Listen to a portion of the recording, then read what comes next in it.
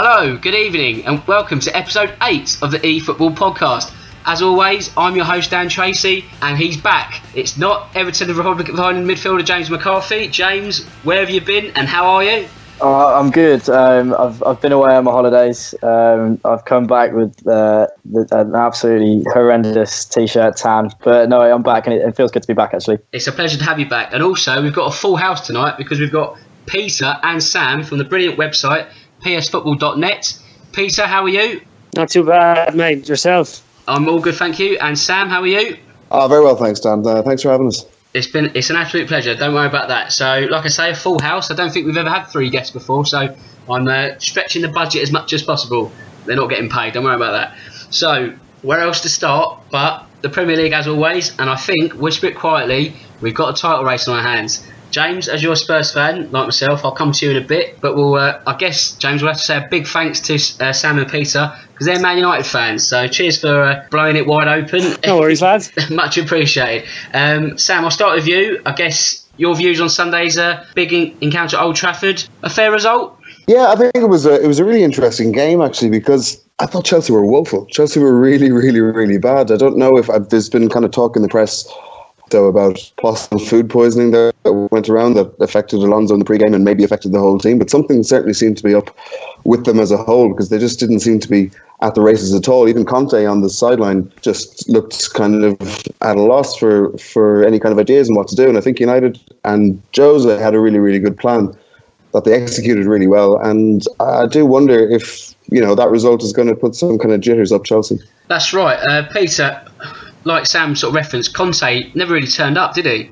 From a United fan's perspective, that's the best they put in under Mourinho, definitely. And it was kind of a bit reassuring, I'd say, for him and for the fans because, it kind of looked like his whole style, everything was becoming yesterday's news, So for him to go out, and because he really out-tacticked Chelsea at the end of the day, I think it was a great result for United going forward. And yeah, if I was a Spurs fan, I definitely think I think if Spurs took maximum points from all their games, and that's a massive ask, mind you, I think they'd win the league.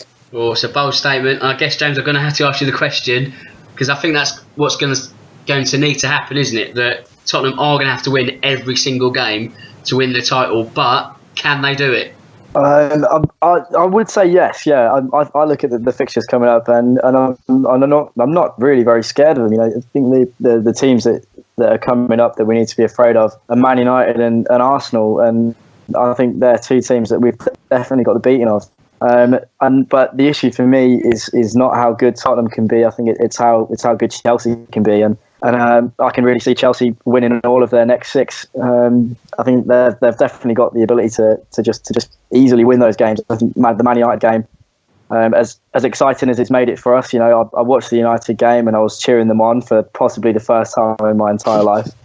But yeah, I was cheering them on, and at the time it made it a little bit more exciting. But I think it might be the kick at the backside that the Chelsea squad maybe needed, and so I can see them really kicking on to the end of the season now.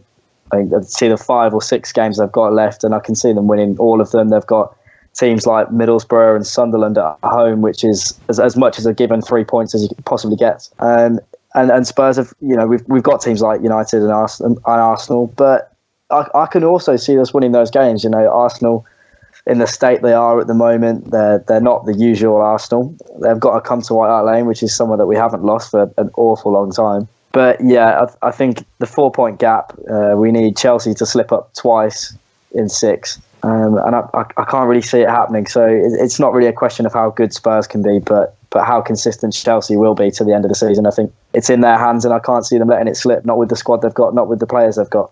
It's a big ask, but I think that might be it. Yeah, I'm afraid that's going to have to be it. Boys, do you not think a little bit then that Mourinho's kind of laid down a bit of a blueprint on how to get at Chelsea now, though? Perhaps, but I think at the same time, only Man United could probably be a side that could utilise that blueprint and actually do it, because like James referenced, I think when you're looking at teams like Middlesbrough, Sunderland, I mean, even with the best will in the world, it's going to take one hell of a slip up for Chelsea to lose there. Not impossible, but I think it was just a game that it's revitalised the title race. It's made something of it, but we're at the sort of point where you can't really see Chelsea losing any more from here. and then Tottenham are going to have to do something incredible. But stranger things have happened. We'll reference back to the game, and as you're there, Peter, the opening goal for United. Should there have been a handball decision against Herrera? Oh, 100%. 100%. But, listen, I'm not going to complain about that. It was a handball. Definitely it was a handball. You know, they can say it's not intentional, but he stopped the ball going through to a Chelsea player. So for me, then, it was a handball. The pass from Herrera afterwards was sublime, though, and a great finish by Rashford. But, yeah, United still deserve to win the game. And I think the way it played out, they probably would have found another way to win it. But, yeah, it definitely should have been a handball, no doubt. Yeah, I think you make a great point. Although it doesn't sort of eradicate the fact that Herrera actually handled, but the ball he played for Rashford was, inch perfect, and that in itself sort of deserved the goal. Sam, in terms of the second goal, if you're a Chelsea fan, would you be thinking to Gary Cahill, why on earth are you showing sportsmanship right now? The fact that he sort of picked the United player off the pitch, off the ground, and then it led to United second. Is that one of those moments you just think, what are you doing? Absolutely. I couldn't understand what he was doing. I mean, I don't know if it was sportsmanship or if it was kind of just telling him to, come on, get up and get on with it, don't be... But it didn't make any sense at all whatsoever. I mean, if anything, they probably should have, if he'd left him on the ground and stepped out, they could have left him in an offside position. You know what I mean? It just didn't make when the ball came in as it did. Yeah, I just think it was an off day for everyone in Chelsea, really, wasn't it? I think Conte just didn't look like he wanted to be there. Cahill makes that kind of blunder. Alonso ill, Courtois injured in the week. It was just sort of a day to forget, and they're just going to have to get over that quickly, especially with the FA Cup semi-final coming up at the weekend. We'll touch on that later. We'll sort of stay with the Premier League for now. And James, the race to beat the drop. Nothing's really changing at the moment because Swansea and Hull keep losing, and Hull are the team with their heads above water for now. Can you see that sort of changing anytime soon, or is there still a little bit of movement, or perhaps are there going to be other teams sort of dragged into that? I think what we could say, battle for 18th now. Are we looking at just two teams left to fight it out, or is there still room for, say, Bournemouth, Palace, or maybe one other? I think when we first started podcasting a few weeks back, I think me and you were saying that the Bournemouth were a team that were really, really in for the drop. And then since then, they turned it round brilliantly, and they found themselves up in 11th place, and now they're all the way back down in 16th. But no, looking at that 5-point gap between Bournemouth and Hull, I think it's definitely a big ask, and I'd say it definitely is between Swansea and Hull, who's going to get that 18th spot and who is going to go down, because Sunderland and Middlesbrough, you'd have to say that having watched them both play and with the teams that they've got coming up, you can't really see them escaping the drop. As for Hull and Swansea, I think it's who can be worse, because they've both been pretty awful. But for me, I'd say Swansea are the team who have got the players to get them out. But in answer to your question, I'd say it's a 2-horse race between who's gonna take that 18th spot. I can't see Bournemouth getting sucked in any further, and teams like Crystal Palace, they've got the quality to just edge it. For me, as I say, it'll be Hull, Middlesbrough, and Sunderland going down, and I can't really see anyone else getting sucked into that. And it's been a weird one with Bournemouth. I think they've been up and down like there's no tomorrow. As I say, when we first started doing this, they were really in the thick of it, but then they managed to get themselves all the way up to 11th. They were fighting with Southampton, and since then they've managed to lose 5 points on them. So yeah, it's a difficult one, but it shows how fast things can change in that bottom half of the table. Teams are up and down. Leicester, we said they were goners not long ago, and now they're fighting for top half of the table. Things can change very quickly, but I can't see them changing for either Sunderland or Middlesbrough. And definitely between Hull or Swansea, who's going to get that last spot and who's going to face the drop. Okay, then, chaps. I've asked you then, Peter. If you say it's a 2-horse race, you might not. If it is, out of you, who do you think is going to go down between Swansea and Hull? Yeah, I agree. It's probably a 2-horse race now after the last couple of weeks. Palace have given themselves a bit of light. They've pulled away a bit, which I didn't really expect, because I think they faced all of the top 6 in their last 8 games, but they've taken 6 points off Chelsea and Arsenal recently, and that's kind of pulled them out. But I think Hull will stay up. Swansea, they got a good kick when your man Clement came in first, but they've gone off the boil really a lot now. I don't know. I think they've lost 5 or 6, and I think they've Stoke at the Liberty this weekend, so that's really must win for them. But One thing, I know Hull have lost a lot, but it's only away games. They've brilliant home form since Silva came in. I saw a stat the other day that he hasn't lost a home game in 40 odd games if you split, between Portugal and when he was in Greece and stuff as well. So they have Watford coming up, who are kind of on beach mode, I'd say, at this stage. They've Watford at home, and then they have Sunderland a couple of games later, who may even be relegated by then. I'd fancy Hull to get 6 points out of them 2 home games, and for that, would maybe one other point on top been enough to stay up? I'd say about 37 will do it, And Sam, same question to you then? I totally agree, actually. I think Swansea are going to go down. I think it'll stay as it is. Hull are they've, as Peter alluded to, Clement kind of, they had a bit of a bounce when he took over, but I think that's actually passed already, whereas Silva is still doing the business with Hull. And their fixtures just seem a lot better. As you said, Sunderland are probably going to be down when they play them. Palace, they play the next week, who could well be safe and coasting. And then they've got Spurs on the last day, which, should Spurs be still chasing something, you'd have to say that they'd probably lose that one. But, if the season's done and dusted at that point for Spurs, it's a home game that means something to Hull, then you never know what way that could go. So I think Swansea are down, which is a shame. I think I like them as a club, but I think they're done for, yeah. Yeah, I think you two made some incredibly good points there. And I think the fact that Swansea, with a new manager bounce, they've had it, whereas Hull have chipped away results across the sort of 3 months since Silva's come in, and that's been more important. And I think the key with Swansea is their form has just disappeared at just the wrong time, this is the time you don't want your form to evaporate. Was it 1 point from 6 matches, and that was a point at home to Middlesbrough, when really that's a game they should be winning, and that if they had won that, they'd been 17th. And I think the rot is just set in at the wrong time for Swansea, and a bit of a concern there. And like you say, with Hull with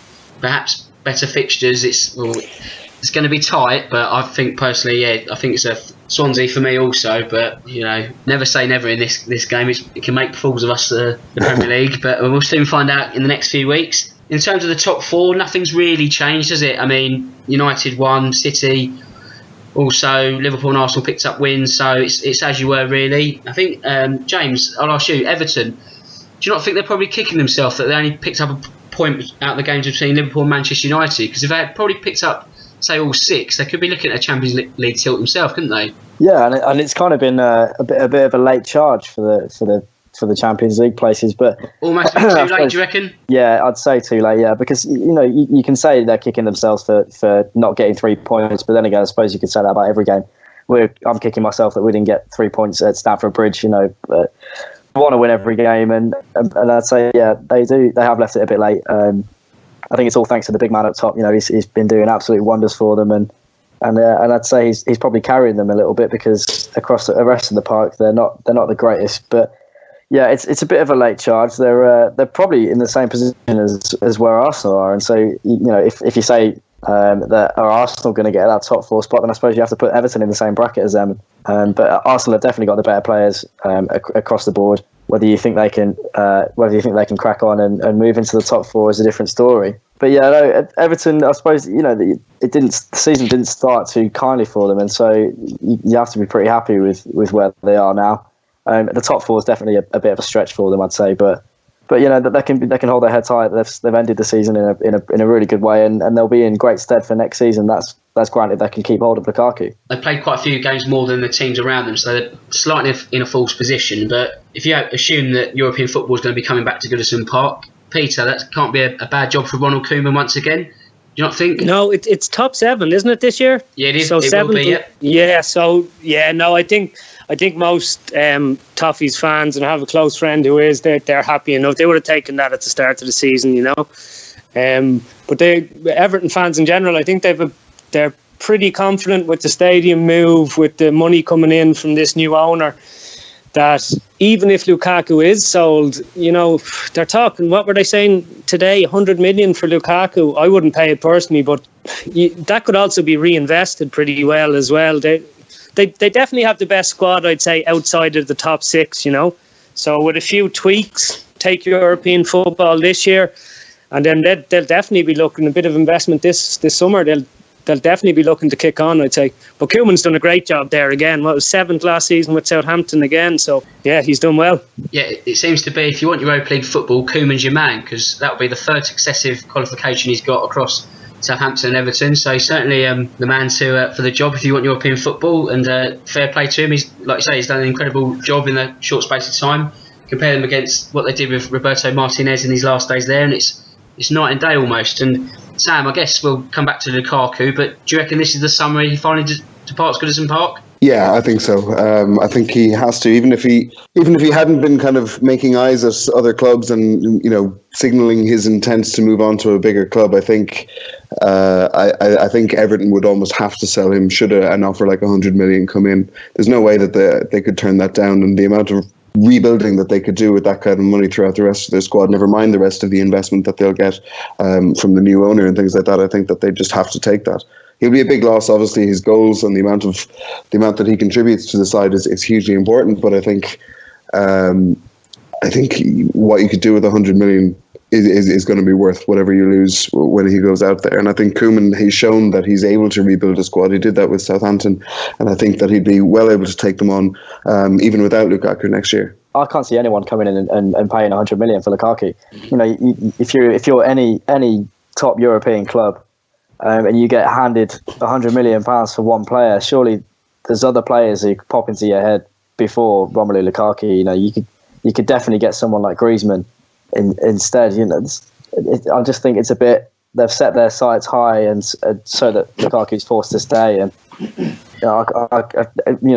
there's plenty of players that I'd rather have for 100 million pounds before. You could probably get Dele Alli for 100 million. But so that's Lukaku's not the kind of bloke that I think will be the most expensive player of all time. I can't see it happening. Let's say that £100 million price tag. How much of that is to ward other clubs off, and how much is that for almost sort of the potential you could be buying? Because he's not quite in that sort of top bracket of a striker, but is it that a club's going to have to put their faith into him and then reap rewards for years to come? No, I'd say it's as you say, it's warding other teams off. I don't think anyone would pay that. I think that they'd be stupid to, really. It's a hell of a lot of money, and you can buy players, world class players. Is Lukaku world class? Well, we don't really know. He might be top goal scorer in the Premier League, but no, I can't see it happening. It's definitely a keep away from Lukaku sticker slapped right on his forehead. Well, I don't know about that exactly. I mean, I think that the guy's he'll be 24 in May. He's scored almost 120, I think, goals in his career. He's got plenty of goals left in him. He doesn't spend a huge amount of time out injured. And to be honest, price tags almost mean nothing these days, unless you're a smaller club and you don't have that kind of money. If you are a big club and you need a striker who's going to score, say, 20 goals in the league, I'm sure United would pay that. I'm sure Chelsea would probably even pay that if they were guaranteed a 20 goal a season striker at 24 years old who's played in the Premier League for 6-7 years. It doesn't seem all that crazy a deal, Peter, I'll ask you then, would a team be prepared to have to pay that because we're looking at top sixes, top sevens now, that teams can't afford to get left behind, so they have to now pay that kind of money? Yeah, I don't think anybody's going to pay 100 million for Lukaku. I think it's like you said, it's just a classic negotiation tactic. They're putting in 100 million now and they take, but he wouldn't, you're talking between 60 and 80 if he's to go, though, there's no doubt there. But he won't be a world record transfer, I don't think, although his stats are pretty ridiculous for someone. Sometimes you forget how young he's only turned 24, I think. And I remember seeing, it's probably off a few memes or something, but he's scored more goals than I think Messi and Ronaldo at the same age, So Sam's right in what he says, in that you are getting a proven Premier League goal scorer. Even with Griezmann, you don't know how he'll react when he comes to England, but yeah, it won't be 100 million that anybody pays for him, I don't think. But the only other thing to remember as well with Lukaku is that Mino Raiola guy is his agent. Yeah. The same by Pogba and a couple other big players. So I'd say if he does go, it's going to be to a big club, and it'll be for a big fee, but not 100 million. I don't personally think he probably doesn't do enough. Sounds stupid, but doesn't do. It's been highlighted several times. He doesn't do anything except score goals. There's nothing else to his game, really. Yeah, I see the point you're trying to make, but I think you're right. If he is going to move, I think it's going to be for about 70 million. I think that's realistically what will be paid. It's like James touched on, you could go and get a Griezmann for 100 million. So for like, I just think you're right. It's start 100 and then let's get the negotiations going. And it also comes down to gamesmanship of who actually wants him in the summer. For example, do Chelsea go for Morata instead of Lukaku? And if that's the case, then it's probably just Man United. So there's no bidding war as such. So that will also factor into the price that it goes. So yeah, that's not going to be. It'll probably be the transfer saga of the summer, like Pogba was last summer. This one is not going to be a transfer saga, but it is someone who's leaving. James, we'll start with you. John Terry, he's finally going to leave Chelsea. Do you reckon he stayed a season too long? I wouldn't say a season too long because, you know, I couldn't see him leaving at the start of this season. I suppose he'll probably more than likely get the chance to lift the Premier League trophy this season, and that was probably in his head at the start of the season. And, you know, as much as I dislike the bloke, and I do, I'm going to put that out there right now. No holding back. I'm sure he's a lovely bloke, but yeah, you know, I have to respect him as a player. He's been a brilliant player. I wouldn't say he's the best Premier League defender of all time, but he's certainly up there with the best, and he's definitely had a brilliant career. It might even end up being one of the Frank Lampard sagas where he says he's not going to leave. Says he's not going to sign a contract, then they offer him a contract, or you could see him go into another Premier League team. I've heard whispers that West Brom might be his destination. Yeah, I read that. However, I can see him retiring. I can see him just taking a backroom staff job at Chelsea, and that being that, because he's been out for a while. He's had quite a few injuries actually this season as well. But he's never getting in that Chelsea side now. They've got better players. Kurt Zuma's just got back from injury as well, which is another one that's going to keep him out of the side. So that's probably 4 first team centre halves who are ahead of John Terry now, and I think he'll just cut his losses, and I can see him staying at Chelsea. He's Chelsea through and through. His time was up when he got sent off against Peterborough in the FA Cup. He just sort of looked like he lost that sort of yard or two, and when you're sort of coming in and these are the only competitions you can play in, and then you got sent off, it's almost like, well, this is the beginning of the end really. Peter, we can tell James isn't going to be heading up the John Terry fan club anytime soon. Have you got any nice words to say about him, or are you in the anti-Terry camp yourself? Yeah, like James said, look, I don't think there's many of us who have much respect for the man, but as a player, I think he was absolutely top notch. He could play out from the back with either foot. I know he gets the reputation sometimes as being, your stereotypical English defender, like just hard into the tackle, good in the air, but he could play, and you could often see the amount of times where you'd see him clear balls that came in at the near post and stuff. Just a great reader of the game as well. So, and he was a leader, there's no doubt about that. But for me, one of the in kind of our age group, the football we've seen, Premier League era. Yeah, there hasn't been many better defenders than John Terry, for sure. And Sam, I guess, can you join the clean sweep of player good, man not so good? Is that fair enough? Completely fair. Yeah. Yeah, we got. I would say my favourite memory of John Terry is him slipping in the Champions League final, taking that penalty. I mean, it was one of the greatest moments of my life. But having said that, mine too. Yeah,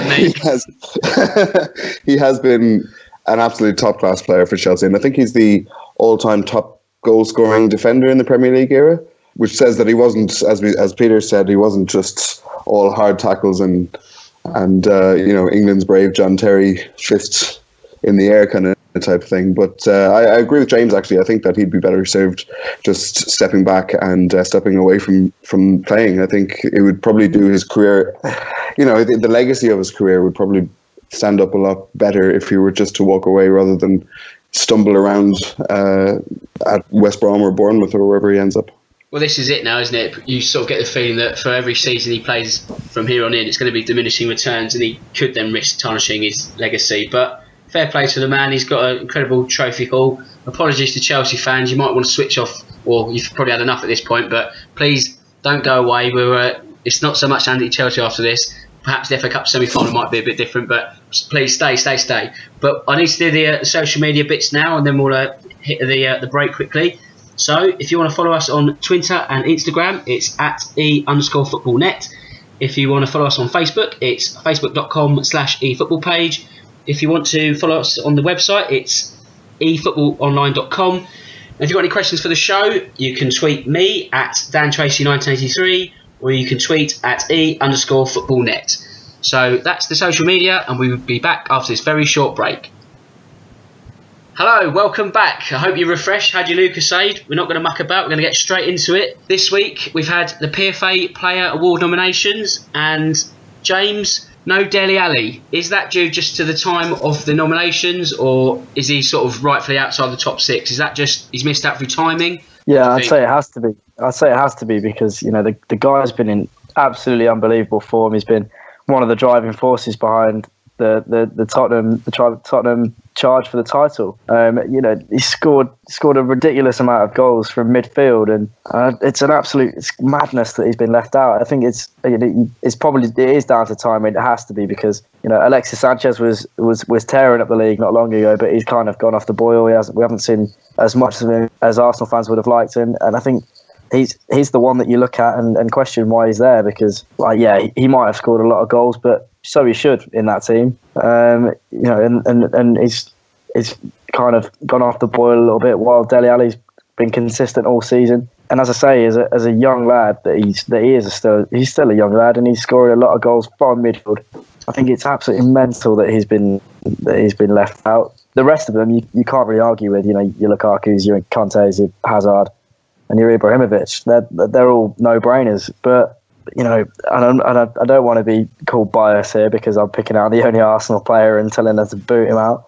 But Arsenal have done nothing really. They're sat down in 6th, 7th. We're questioning whether they're going to make the top 4. Meanwhile, Dele Alli's banging in goals left, right, and centre from midfield, and he gets overlooked. And I think that's what most people have said. I think it's ludicrous that he's been left out. And I think if he doesn't get the Young Player of the Year award and doesn't get in the Team of the Year, that'll be even worse. I think in terms of the senior 6, you're absolutely right that you wouldn't make a case for anyone else not being there. But I think Gary Lineker touched it on Match of the Day, that surely in this day and age you could just, like, as a player, like, text in a vote, like, now or something. Like, why does it have to be still filling a form in January? Or, like, it's just nonsense, isn't it? Like, it's getting my back up because I'm a Tottenham fan, but again, it's timing that's caught up Dele Alli, which is sort of unfair on him, really, because the second half of the season he's been incredible, but I guess the first half of the season, when the votes are cast, it's gone against him. So the votes have been cast, and I guess the big question is, I'll ask you first, Peter, who would you have as PFA Player of the Year this season? I'd go Kante, I think. Yeah, fair shout. Yeah, he'd, like, when you think, like, the impact he had on Leicester, which has only become more apparent after he left. And then, yeah, we've all seen the performances this season. He's doing the work of 2 or 3 men there in midfield. And I think he's even improved on the ball now a bit with Chelsea. He played a great through ball to Hazard there in the Bournemouth game. But, you know, the way these things go, it's more than likely going to be somebody who scores the goals that's going to get it. So I think Hazard will get it, but for me, I would give it to Kante. And what about you, Sam? I'd agree with that, actually. I think Kante, you know, all of the players who play with him and who play against him talk about the impact that he has on every game that he's involved in.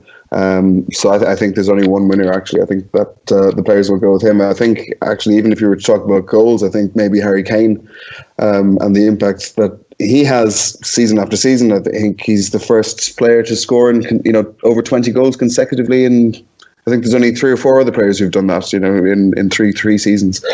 But yeah, the main thing is Dele Alli not being in that. It's completely stupid that they do this vote back in December, January time. It just doesn't make any sense when it can be done so quickly. You know, we will do 1,000,001 polls on a day's notice. I don't see why this couldn't be done in the same way. Yeah, I mean, you're right. We're voting for, well, we're not, but footballers are voting for a season player in half a season. It's a nonsense, really. But James, I'll have to ask you the question: who do you think is going to win the award? And take your Tottenham hat off if you can. Say, if it wasn't Harry Kane, who else would win the award? From a football playing perspective, you've got to look at it and say Conte, because you know the bloke clearly is the driving force behind Premier League winning teams. He was a mainstay in the Leicester side that won last year, and then miraculously he makes the move to Chelsea and they win the league. Well, they pretty much win the league. I think if Spurs do come back, and that's a big if, if they do come back and win the league, then you can't look past Harry Kane because he'll have been the driving force behind that. But for me, yeah, Conte is clearly has made the difference in that Chelsea side. Hazard as well with his goals and his you know, I absolutely do love watching Hazard play. He's one of the most exciting players I think I've ever seen. But Conte is what makes that Chelsea team click, and it's not just us watching that said it. It's the players on the pitch as well. You know, Hazard has said himself that it's Conte who makes that team fit together as well as it does, and he's clearly a very talented bloke. And I think, you know, he's starting to get a lot more recognition now because he's playing in that Chelsea team, and last season when Leicester won the league. But he's clearly a very special player, and I think certainly the best player in the Premier League this season. If Chelsea do see it out, but you know, if Harry Kane scores a hat-trick every week to the end of the season and Spurs lift the trophy, then you've got to turn your head, haven't you? But no, for me, Conte definitely. Yeah, that's right. It comes as no coincidence. The role he played at Leicester last season was absolutely pivotal in them winning the title.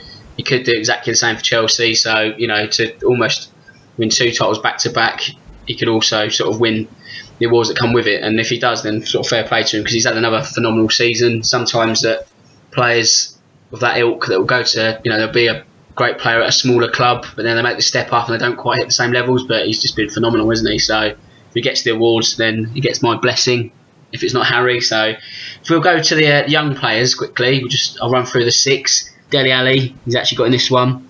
Harry Kane, Romelu Lukaku, Leroy Sané, Michael Keane, Jordan Pickford.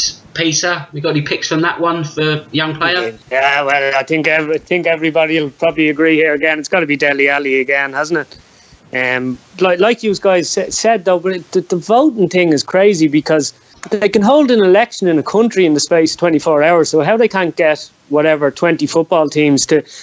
It should be done on the last day of the season, really, shouldn't it? Yeah. Because things like the title, everything should be decided, because players who have big performances, you know, in the lead up to winning titles, definitely that should change how the votes go. But I think it's like you said, in terms of the main award, he wasn't at his peak, I would say, around Christmas and the kind of first couple of months of the year. But maybe the votes will go against him for that. But I think he has been the young player of the year. Goals, assists, carried Spurs when Kane was out, along with Son and Eriksen. Yeah, top class. And Sam, what about you? I agree that Ali should win it. And again, further to Peter's point about the voting, I mean, I really don't understand how you can do it halfway through the season when you could have a new manager who's taken over in the summer, who's only had a couple of months to try and put his ideas in place. You've got players who've come in from abroad who don't know the league but might hit the ground running after Christmas and take a team to a title or to the European places or keep them in the league, or, you know, it just doesn't make any sense at all. But I think Ali should win it. I think Kane will win it. Wow, bold predictions there.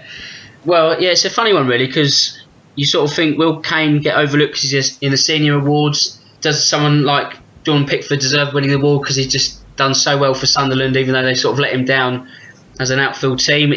And don't forget Michael Keane as well has had a brilliant season at Burnley. So yeah, it's all backwards, these awards really. It's, you know, what you think should happen doesn't happen, and it makes a mocker of it all really. But we'll just have to wait and see. That's probably enough for the Premier League. We're going to drop down to the Championship, which we don't usually do actually, but there's a couple of headlines that I thought we'd touch on. I used to live in Brighton for 8 years, so I'm overjoyed that... Well, I'm not saying overjoyed, I'm happy that Brighton got promoted. I did have a season ticket there for 3 seasons, but obviously picked the wrong ones because I don't support them anymore.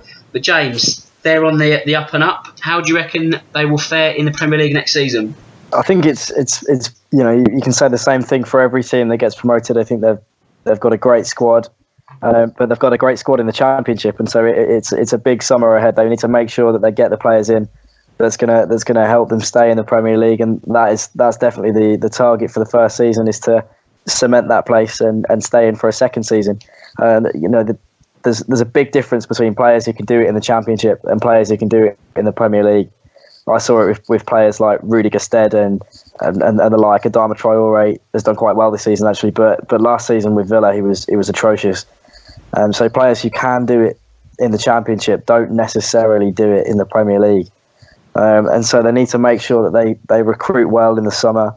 They're definitely going to need probably 5 or 6, maybe more players to just to bolster that squad and make sure that it's ready for the Premier League, because we've seen it in the past where teams have come up, teams that have won the league and been promoted, come up, your Watfords, your Derbys, and been absolutely embarrassed and sent straight back down because they haven't added to that squad.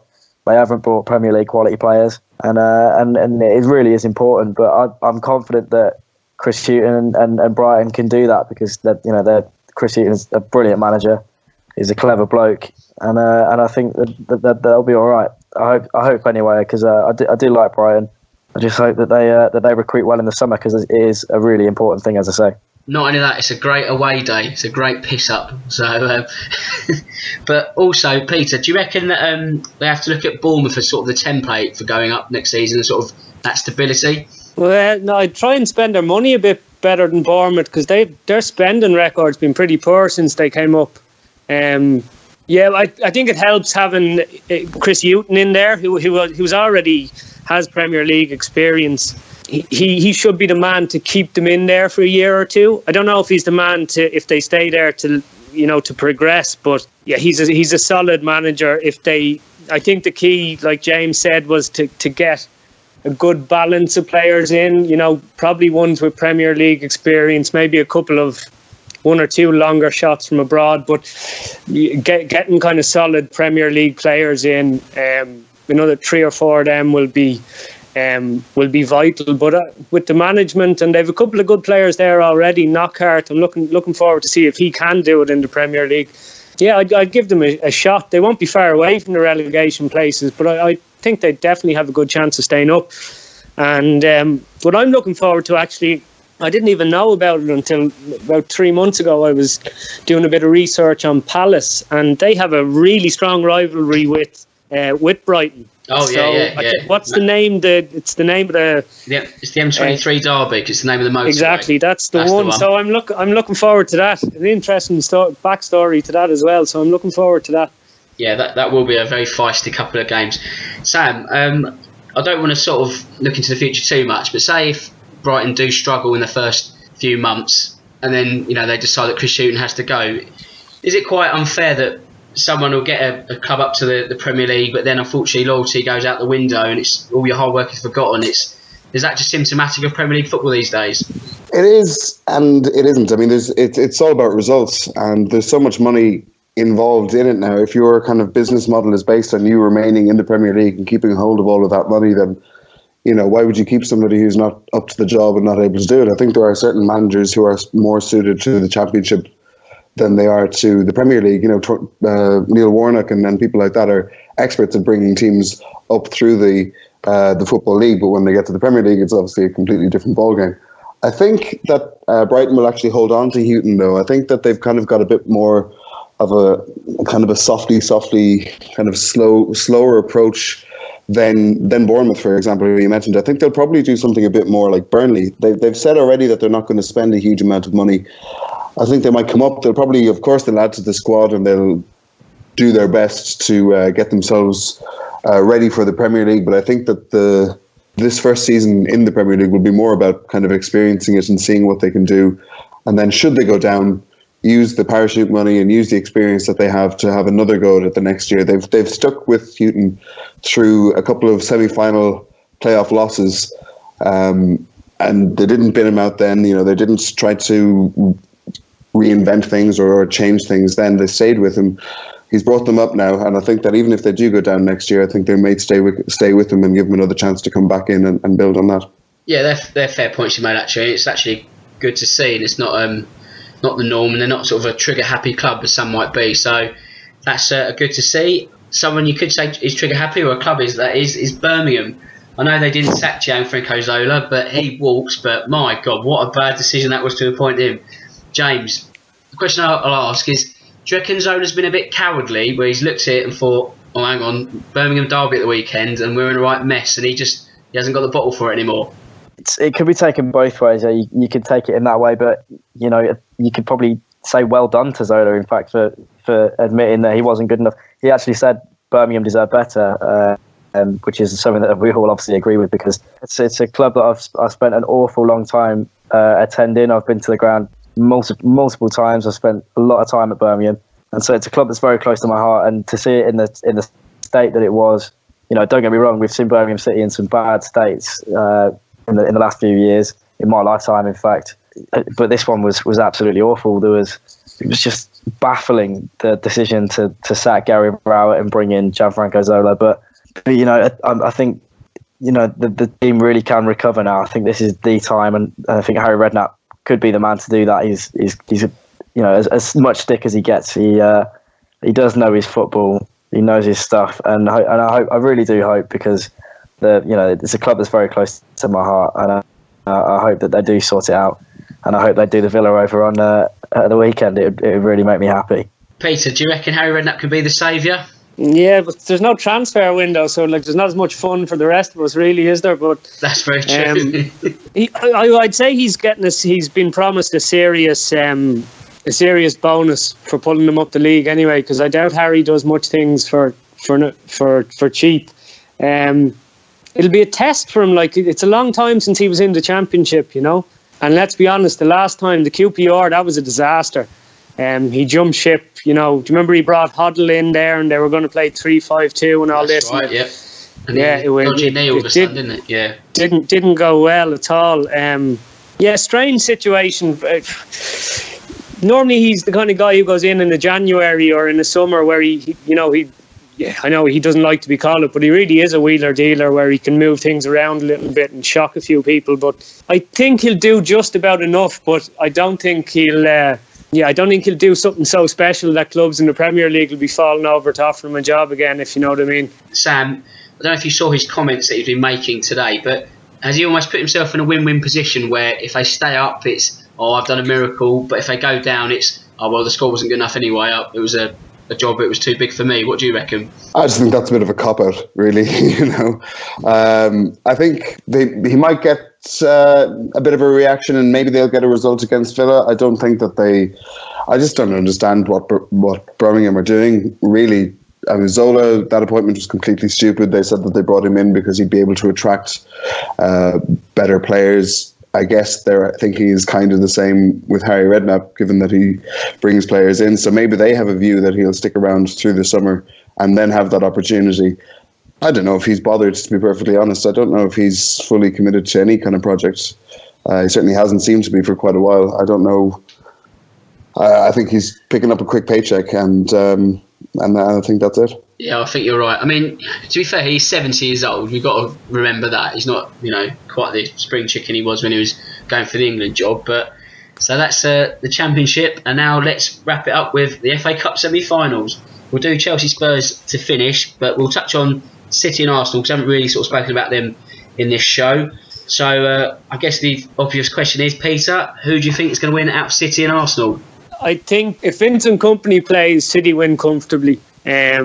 You saw even the Southampton game, and he came in for the Chelsea game as well, and they actually played quite well in that. Chelsea were quite lucky to win that.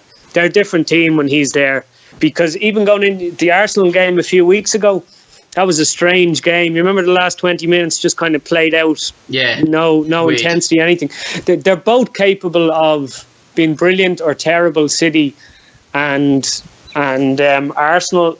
But if Kompany plays, I would say that they'll be solid enough at the back, and with their threats going forward, Arsenal won't be able to handle it, and they should be comfortable winners if Kompany plays. I'd probably still just slightly give it to them, even if Kompany doesn't make it, just because Arsenal are a car crash at the moment, They go a goal down. A goal or two down, they'd be struggling to come back into it. So, Man City for me.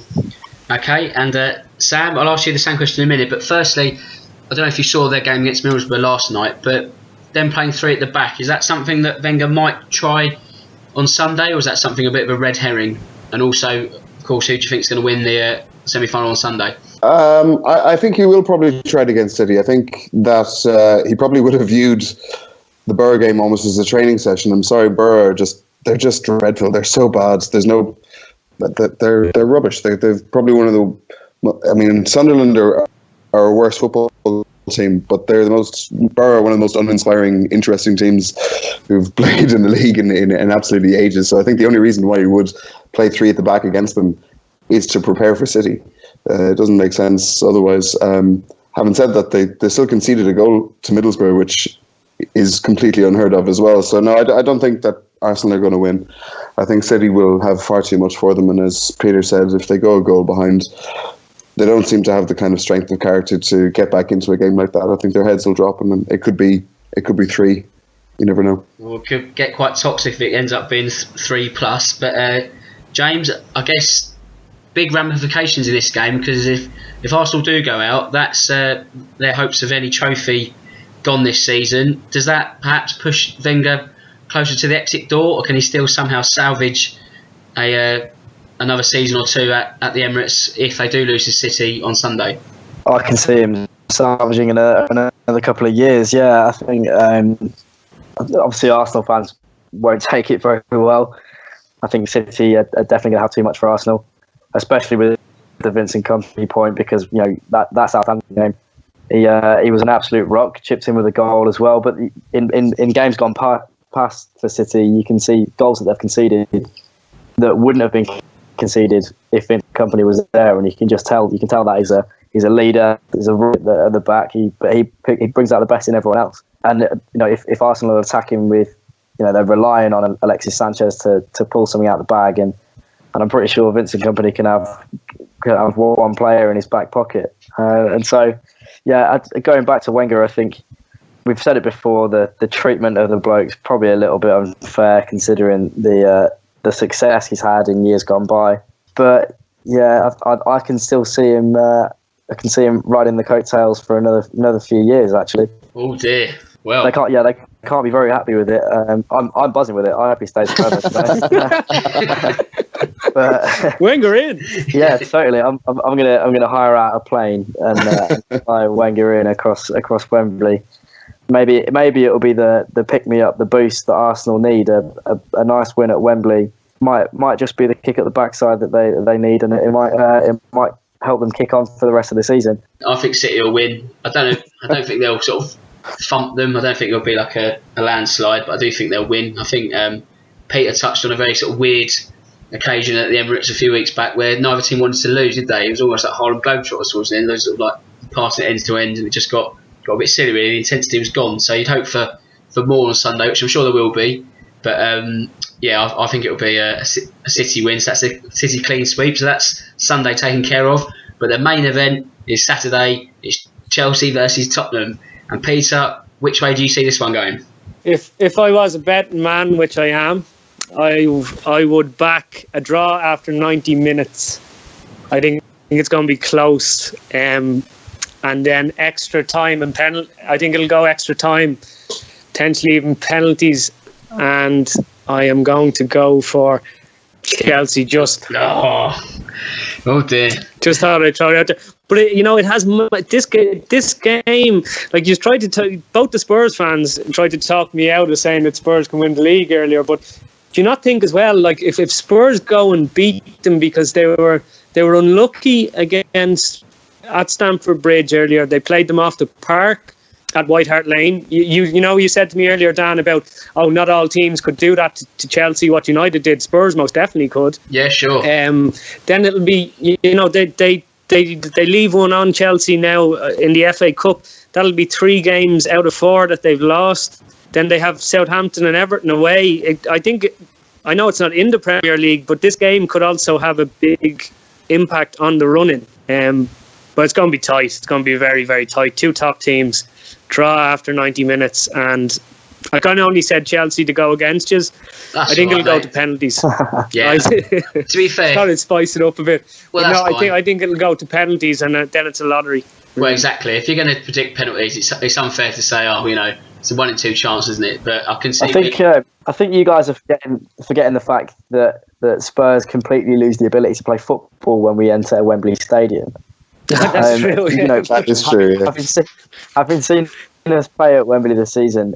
We, for some reason, turn into a completely different side, and that's playing against teams with less pressure on us than Chelsea. And it seems to be something that goes back through the ages as well. I think our record at Wembley stretches far past the Champions League for us. what sticks in my brain is that 5-1 loss in the semi-final against Chelsea a couple of years ago. That's something that that haunts me to this day, and hopefully that's the kind of a Wembley phobia that the players can get out of their heads and concentrate on. I think it must be something to do with, you blame things like the dimensions of the pitch. I suppose we're used to playing on a bit of a tighter pitch at White Hart Lane, and when we go to Wembley, it's a big spread out expanse. But I think it must be just the fact that we've got a young squad playing under a lot of pressure, and so you guys need to remember that for some reason our players get 2 left feet whenever they play at Wembley. Do you think Chelsea probably, when it comes to big games, probably what would maybe give them the edge if it did go into extra time, or they've a more experienced team, they've more players that have won things, because Spurs are a young team, they don't have too many players in there that have won cups or leagues. Do you think the experience factor could come in then? Possibly. Yeah, definitely. Chelsea have got the players who can stand up and be counted. Even if it comes down to players like Gary Cahill, he's not someone who's going to set the world on fire, but he's certainly played at the highest level. He's played cup finals, he's played at World Cups, he's played at Wembley more often than most players. And so they're the kind of players that Chelsea can call upon and stand up and be counted. And those kind of Spurs players, the ones that have played at Wembley regularly, the ones that have had the pressure on their shoulders, are very young. They're your Dele Allis and your Harry Kanes. And so you're looking at players that really need to stand up and be counted, take it on their shoulders, and hopefully, as I say, we can get over that phobia, and it would be one hell of a day out at Wembley if we did manage to win it. And you're right in saying that could have huge ramifications on the Premier League season, because you never know, Chelsea might lose their bottle just as much as we did last season. Well, that's true. Sam, I guess on the flip side, could this be a game which is the coming of age for Tottenham, where they actually live up to top billing and get that experience which is needed to win big games? Could this be the day? Yeah, absolutely. Of course it could, and I think it kind of needs to be. I think a little bit as well. I mean, I thought when you were coming to me, when you first asked the question to the other boys, I thought I was going to pick Tottenham, and then listening to James talking about their record at Wembley, I thought, actually, no, probably not. It's going to be Chelsea. Yeah, it's just going to be one of those days again. But I think they're the best team in the league. I know Chelsea have been slowly marching towards that title for ages now, but I think the Tottenham are the best footballing team in the league this year. And I think that they could do a number on Chelsea very easily, especially if they're going to if they can't pick things up after the game at United at the weekend. So I think there's every chance that they could beat them. And as Peter was saying, if they were to beat them, while Chelsea's running is quite good, the next 2 games, Southampton and Everton, are the toughest ones in there, and they're both teams who could do something against them. So 4 or 6 points lost there, that could be it. This game could have massive ramifications for the whole title, and even for Tottenham. I mean, who knows, if they were to win this game, there could be a League and Cup double on, and that would be I think that would be pretty amazing for you guys. Yeah, I think you're right. It's not, there's no league points at stake, but I think this could almost be the defining game in the title race, really. It's strange to say it for a cup game, but the way it could just shape up the next 6 games could have a massive sort of effect. And also, we sort of touching on Wembley, I think this season in itself, for a number of reasons, is really important for Tottenham. A, because if they win a trophy or 2, then I don't think players are at threat of leaving this summer, but just winning trophies gets that mentality going, allows them to then go for even more trophies in the future. But also, because of Wembley, I think they're going to struggle to hit the same heights next season. So I think by getting, get really to the top this season, I think they're going to have to sort of sacrifice a year at Wembley to then really go again when the new stadium opens. So there's a lot riding on this sort of next few weeks. But, I mean, as to who you pick, you've got the league leaders versus arguably the best team in the league. Just enjoy it, really. I'll try and enjoy it. I don't think I can be a Spurs fan, but I don't know about you, James. I'll be watching mine on the sofa. What about you? I don't think I'm going to watch. No, I'm just gonna turn it off and hope for the best. No, but let's be confident. Let's finish the show by saying that Spurs are going to win the double, and then we're going to go win the Champions League next season. And United, that's all we've got time for tonight, guys. United can win the Europa League because we're all being sort of generous, so you can have that one as well, guys. You can have that one. We don't want that one. Thanks, lads. Thanks, lads. Appreciate it. Not a problem. But I need to thank you. I've done all the trophies handing out for the end of the season, so that's all sorted. But I must thank Peter and Sam from psfootball.net. It's been an absolute pleasure, guys. Thank you so much. Cheers, thank you. Enjoyed it. Yeah, cheers. Thanks for having us. We'll definitely have you back soon, guys. It's been an absolute pleasure. And James, as always, thank you very much. Welcome back to the show. Thank you very much. Always a pleasure. Brilliant stuff. Okay, so that's all for this week, and it just leaves me to say, my name's Dan Tracy. This is the eFootball Podcast. Until next week, good night.